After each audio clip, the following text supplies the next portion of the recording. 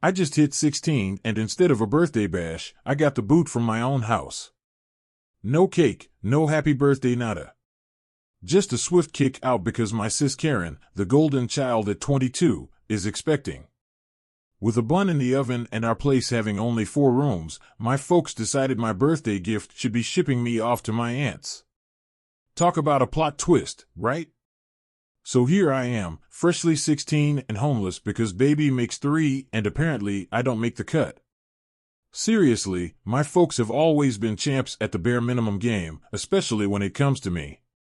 But getting the boot on my birthday? That's a new low, even for them. I mean, I've mastered the art of expecting zilch to avoid disappointment. Yet here they are, outdoing themselves in the letdown department. And get this, they had their serious faces on the whole time. Not a single hint of a joke or a lame prank attempt in sight. It was all 100% pack your bags, you're moving to Auntie's. Unreal, right? After dropping the bombshell that they needed my room for the new baby and declaring I was old enough to live elsewhere, we hit this awkward silence, like a total dead air moment.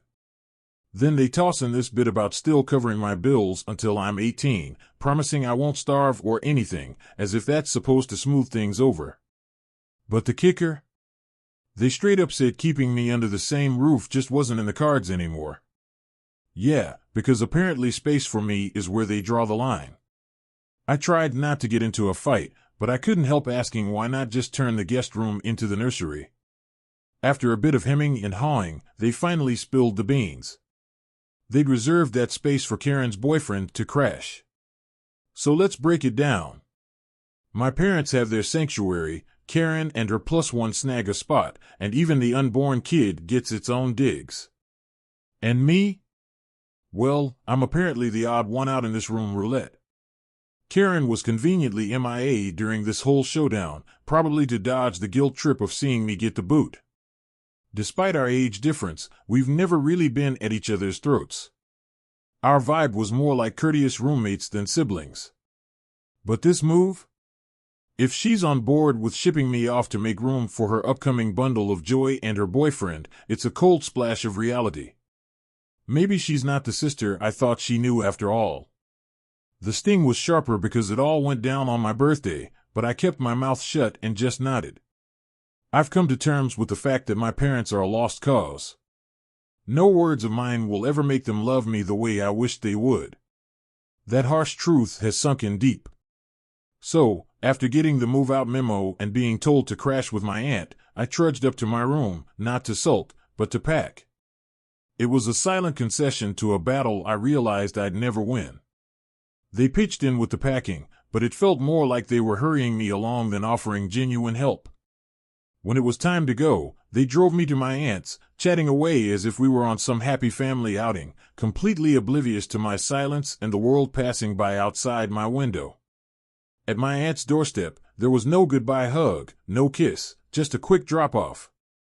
My aunt, on the other hand, greeted me with open arms. She's always been more like a mother to me, genuinely enjoying my presence and showing me the love my own parents couldn't muster. I opened up to her about the whole ordeal, pouring out my disappointment. She was stunned, asking me to go over the details again, as if she couldn't believe what she was hearing. So I repeated everything that had taken place that morning, and her smile was instantly replaced with a frown. She didn't say anything to me, but grabbed her phone and said that she had to make a call and went to the other room. I didn't hear anything for some time, but then I heard the sound of my aunt fighting on the phone in a high voice, and that's rare because my aunt rarely ever screams at people, and she's a really soft-spoken person, so I knew someone must have pissed off. Pretty bad for her to lose her temper like this. Then she came back to the room, all red in the face and still looking very annoyed, and I learned that it was apparently my parents who had pissed off so badly. Turns out my dad spun this whole narrative to my aunt that I was the one who came up with the grand idea of moving out for the baby's sake. He made it seem like I was all for leaving my childhood home behind to bunk with my aunt. That's the only reason she was cool with the arrangement. She thought I wanted this. She seen the tension at my house, sure, but believing I'd volunteer to leave was a stretch she accepted because my dad said so. My aunt, being the independent soul she is in her late 30s with no plans for marriage or kids, didn't see a problem with me moving in. To her, I was just a new roommate, an addition to her single life, not a burden, and since my dad promised to foot the bill for all my needs, she didn't see any financial downsides to letting me stay. It's a setup that worked out, based on a story far from the truth. My aunt liked me, and she thought that I was the one who wanted to live with her, so she agreed to this arrangement. But now that she knew the truth, she called my dad up to confront him about it, because what they'd done was messed up, and she had to give them a piece of her mind. After the phone call, she was really upset, and so was I, because this was something I don't think any other kid my age goes through often. I'd always known they liked my sister more than me, but this was a little extreme. They literally lied to my aunt to cover this up, because they knew how insanely horrible this was. They'd literally chosen to give up the guest room for Karen's boyfriend, who's in his 20s and has a job and lives in his own apartment. If they wanted to make it work, Karen could have easily moved in with her boyfriend. But it was my parents' insistence that she'd been living at home, because they wanted to be closer to her, and they were ready to even sacrifice my comfort just to keep her close.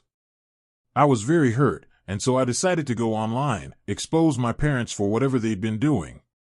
I didn't know if my aunt would be on board with it or not, so I waited for her to leave the room for a nap. In a whirlwind of emotion, I poured everything into a post on my phone, detailing not just the cold birthday eviction, but the years of feeling like an outsider in my own family. It was more than a recount. It was a raw, unfiltered glimpse into my breakdown, a moment of vulnerability where I laid bare the neglect and favoritism I'd endured. The act of typing it all out was cathartic, yet heartbreaking, and by the time I hit post, tears were streaming down my face. I powered off my phone, a part of me terrified of the fallout from my digital confession. Trying to distract myself, I picked up a book, but the blurred, my thoughts elsewhere. Time slipped by in a haze until my aunt, sensing something amiss, found me. Her approach was gentle, a calm in the storm, as she inquired about whether I'd shared something online. The concern in her voice was palpable, a stark contrast to the dismissal I'd felt from my parents. I truthfully told her that I had, and that was it. There was no further discussion about it, so I switched on my phone and then saw that the post had been seen by several people in our family, and I'd received a lot of texts from my parents, and even from my sister in the meantime. A lot of my relatives have commented on the post and expressed how they were on my side. Some of them had even texted me and reached out to tell me that they were always there for me if I needed any help whatsoever. That was uplifting, and I felt better until I went through my parents' messages, all of which were filled with hate and anger. Obviously, they weren't pleased with what I had done, and were demanding that I take the post down. My dad had said a lot of things about me in his texts, and even added that he wished I'd never been born, which was hurtful, but unsurprising. My mom's texts were along the same lines, and the only ones that were even slightly different were my sister's. She didn't say much, but told me that she'd like to speak to me in person if that was possible, and left it at that. I didn't know what to say to any of that, was just very overwhelmed by all the people I had to respond to, so I just kept my phone aside again and didn't say anything to anyone for the next couple of days. But what I did was block my parents because I didn't have any intention of talking to them anymore.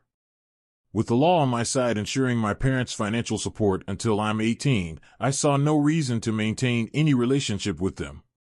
My aunt, now my rock, seemed to agree.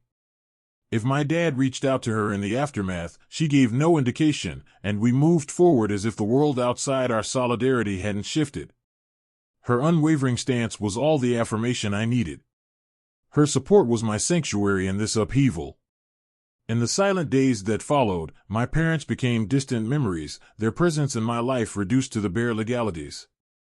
But then, out of nowhere, they appeared at my school, their expressions stormy with disapproval. My friends clued into the family saga rallied around me. They formed a protective circle, a barrier of loyalty, ensuring I didn't have to face my parents unless I chose to. In that moment, surrounded by my friends' resolve, I felt I hadn't known before, bolstered by the knowledge that I wasn't facing this alone. But they kept yelling out my name, and I had to respond. I walked right up to both of them and told them that I didn't want anything to do with them anymore, but they didn't pay any heed to that and told me that I needed to come home with them right away. I didn't understand why all of a sudden they wanted me to return with them when they made it so clear in the past that I was not a priority for them at all, and felt like this was just them trying to redeem their image and reputation among their family members. So I told them that I wasn't going anywhere with them until they told me what was going on as a way to try to get to know why they were acting like this. All of a sudden, on one hand, they looked pissed off, and on the other, they still wanted me to come back home with them. They told me that they didn't want my friends hearing this, so I told them to back off a little so I could speak to them in private. Once my friends were out of earshot, my parents told me that they were here to take me back because I wasn't answering any of their calls or texts, and they needed me to come back so that they'd be able to get their inheritance still. They explained that after I'd made that post, pretty much everyone in the family had become aware of the situation, and it had reached my grandparents. My paternal grandparents are quite well off, and they frightened my dad by saying that if they continued to treat me like this, then he'd lose his inheritance. They'd been told that if they didn't try and reconcile with me, treat me better, and make sure I was loved and looked after, then whatever my father was supposed to inherit would end up going to my aunt, since she was the one taking care of me even though she didn't need to, and my dad couldn't afford to lose the inheritance. In the complex weave of family dynamics and financial interests, my parents' sudden appearance wasn't just about reconciliation or concern. It was tethered to a substantial inheritance, a detail that cast their motives in a starkly pragmatic light. Despite their considerable income, the allure of added wealth was tempting, a sentiment I could understand from a purely logical standpoint. Yet, had our roles been reversed, I would have approached the situation with more tact and authenticity, not masquerading self-interest as benevolence. Their attempt to persuade me to return, framed as if they were extending me a favor, only highlighted their self-serving agenda. In truth, their actions were for their benefit, not mine, a reality they failed to disguise with any semblance of genuine concern. My response was dismissive, an explicit rejection of their financial maneuvers. I refused to be swayed by their pleas, walking away as their calls fell on deaf ears. The journey back to my aunt's house was a quiet reflection of the day's tumult. Upon sharing the ordeal, my aunt's frustration mirrored my own, prompting her to seek legal counsel. The aim was clear, to explore the possibility of altering the custody arrangement. Despite the current legal standing that favored my parents, the pursuit of a change was driven by a desire for stability and genuine care under my aunt's guardianship, a stark contrast to the conditional support offered by my parents. I also called up and thanked my grandparents for trying to fix this, but I also told them that I really didn't want to go back to living with my parents because now that I spent a couple of days living with my aunt, I finally felt like I was free. Living with my parents had been nothing short of suffocating, and I kept hoping that things would change, but they never did. My grandparents didn't live in the same city, so we didn't meet often, but whenever we did family gatherings and the holidays, my parents were always on their best behavior, so they wouldn't know how I was treated at home. It wasn't as if I was treated with cruelty, but it was more like ignorance and avoidance on the surface. It all seemed fine, but if people spent a couple of days with me at my parents' house, they'd know that they mostly pretended I wasn't even there and cared only about my sister, and after she got pregnant, that just got worse, and I was pushed to the sidelines altogether. So I told my grandparents all of this, and they reassured me that if that's what I wanted to live with my aunt, then they'd make sure that it happens. The prospect of my parents relinquishing their rights, coupled with their commitment to ensure my financial needs were met, brought a fleeting sense of relief and optimism. It felt like a turning point, a hopeful departure from the instability that had marred my recent experiences. Yet, this sense of progress was abruptly interrupted by an email from my dad, casting a shadow over the newfound hope. His message was devoid of anger or malice, but carried a weight of disappointment that was palpable. He critiqued my decision to share our family's private matters online, suggesting that such revelations were unnecessary and that the family fallout could have been contained within the family, inevitably reaching my grandparents through my aunt. The consequences of my public disclosure extended beyond familial disapproval. It had ramifications on their social standing within the broader family network and my dad's professional life, as coworkers stumbled upon the post, inadvertently dragged into our personal saga. The email underscored his perception of my actions as a source of unnecessary drama, attributing the backlash they faced from relatives and his professional circle to my decision to make our private discord public. His words, intended or not, imposed a burden of guilt for the repercussions they endured as a result of my attempt to find solace and understanding in a broader community. In his narrative, the complexities of our family dynamic, the pain of being displaced on my birthday for the sake of convenience, were reduced to an episode of drama, an oversimplification that overlooked the depth of hurt and isolation that prompted my initial post. The situation laid bare the intricate dance between seeking personal vindication and navigating the fallout of public disclosure, a balance between the need for validation and the unintended consequences of seeking it in a public forum. Update 1. First off, a huge thank you to everyone who took a moment to support me through your comments on my post. It's been overwhelming to see so much kindness from strangers, and it truly means the world to me. So, thank you truly. I've seen a lot of questions about why I didn't leave my parents' house sooner, especially given that my grandparents and aunts seemed ready to support me. It's complex, but the truth is, my home life wasn't marked by overt cruelty or abuse. As I shared before, it wasn't that I was treated badly in an obvious way. It was more about feeling ignored and like I didn't belong. That kind of neglect is a form of mistreatment too, albeit a quieter, more insidious one. In my head, I rationalized my situation by telling myself that as long as I wasn't being physically harmed or verbally abused, I was okay. I had the basics, a roof over my head and food on the table. That was enough for me to justify staying to convince myself that I didn't need the emotional nourishment of feeling loved or valued. It was a survival mechanism of sorts, a way to cope with the emotional void by lowering my expectations to the bare minimum. But this ordeal has been eye-opening, revealing the deep-seated need for emotional connection and the profound impact of its absence. I didn't realize that I was being neglected because it had become so normalized for me. And as for why I didn't approach my family for help, I just didn't want to burden them. I was also worried about what would happen if they refused to help me out, and somehow my parents found out that would be very bad for me at home, since my parents care a lot about appearances and stuff. And that's really why I just kept everything to myself and tried to deal with everything while suffering in silence. My aunt didn't offer to take me in herself because she didn't want to insult my parents, and she wasn't even sure if I'd want to come live with her. So we didn't do this earlier.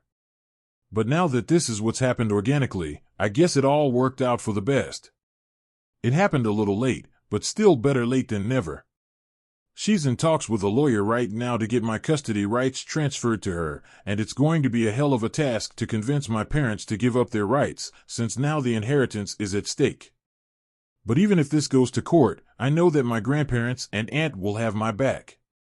My aunt's recent apologies have added a layer of healing to this entire situation. She's expressed regret over not reaching out to me sooner, recognizing the neglect I endured under my parents' roof. Her hindsight insight is bittersweet. It's comforting to finally have my feelings acknowledged. Yet there's a pang of sadness for all the years of missed connections. This acknowledgement, however, has cleared the air and significantly lightened the emotional load I've been carrying, casting a hopeful glow on the path forward. Regarding my sister, her reaching out has thrown me into a state of uncertainty. In the wake of everything, her text asking to meet in person left me at a loss for words, leading me to ignore it initially.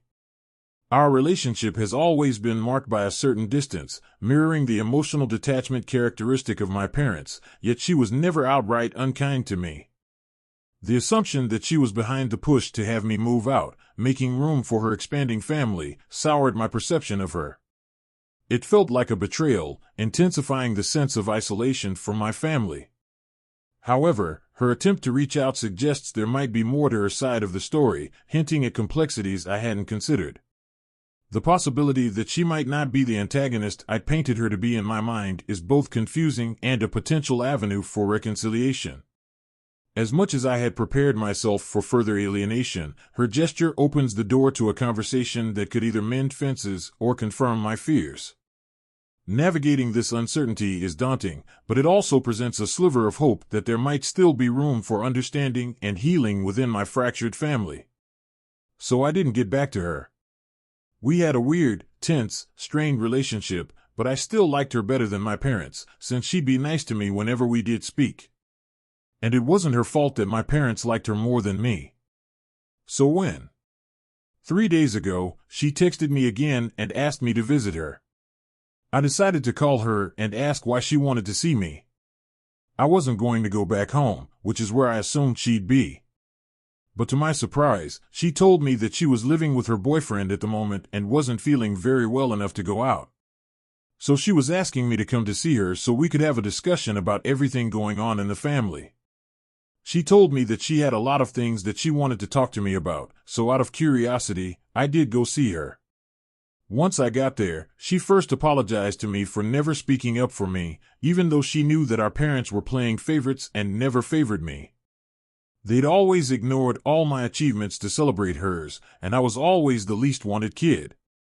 The revelation from my sister paints a vastly different picture than the one I had initially conjured up in my mind. Her apology and subsequent explanation shed light on her own struggles and the miscommunications within our family.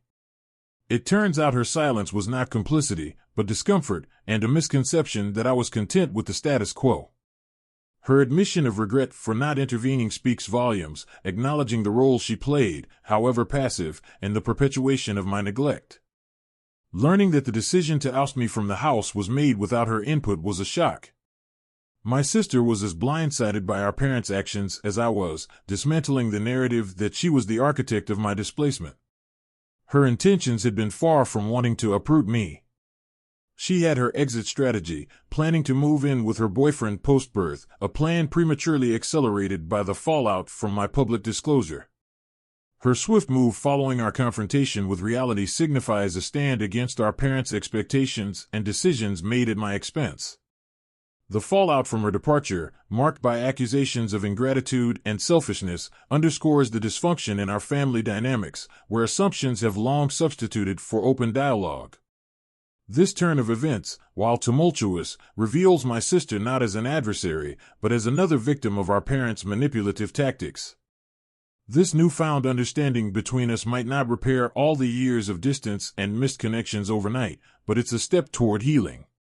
It's a complex tapestry of emotions and miscommunications, yet in this chaos, there's a glimmer of hope for rebuilding, not just for my relationship with my sister, but for each of us as individuals seeking to navigate the aftermath of our family's unraveling, so all that drama was for nothing.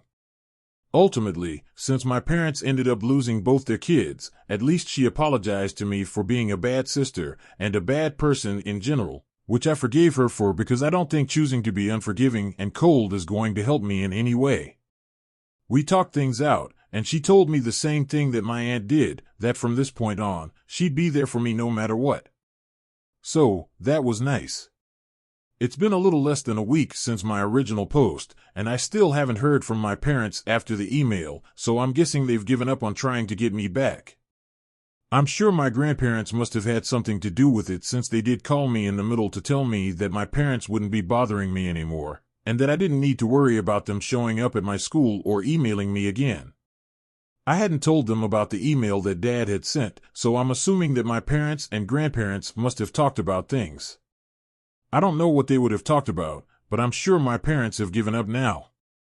Update to just 3 days have passed since my last update, and today my aunt told me that my parents have agreed to give up their parental rights, and the paperwork and stuff will be complete soon. She'll be taking over the legal aspect of my custody soon, and I have mixed feelings. I'm happy that I'm finally going to have a home where I don't constantly feel unwanted and unneeded, but I'm also kind of empty and sad about some things. I feel weird that this is finally happening, but this is for the best. This is what I wanted. Update 3. Big news update from my corner of the world. It's official. My aunt is now my legal guardian, and I'm feeling pretty good about it, but wait till you hear the kicker. Turns out my parents decided to let me go, not out of some sudden moral awakening, but because my grandparents laid down an ultimatum.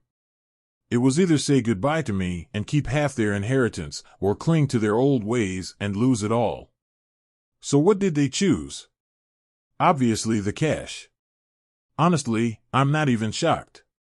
It just confirms I made the right call. At this point, I'm just glad to be out of there and with someone who actually cares. And in a twist I didn't see coming, I'm still keeping in touch with my sister amidst all this drama. My parents? Well, they're scrambling to make amends before she has her baby, but she's taking some much-needed space. Looks like I'm not the only one making big moves. So she's told them that she wants her space, and they need to stop bothering her every day. At this point, I can't help but just laugh at what a pathetic mess they've made of our own family. But whatever. I'm happy with my aunt, and that's all that matters.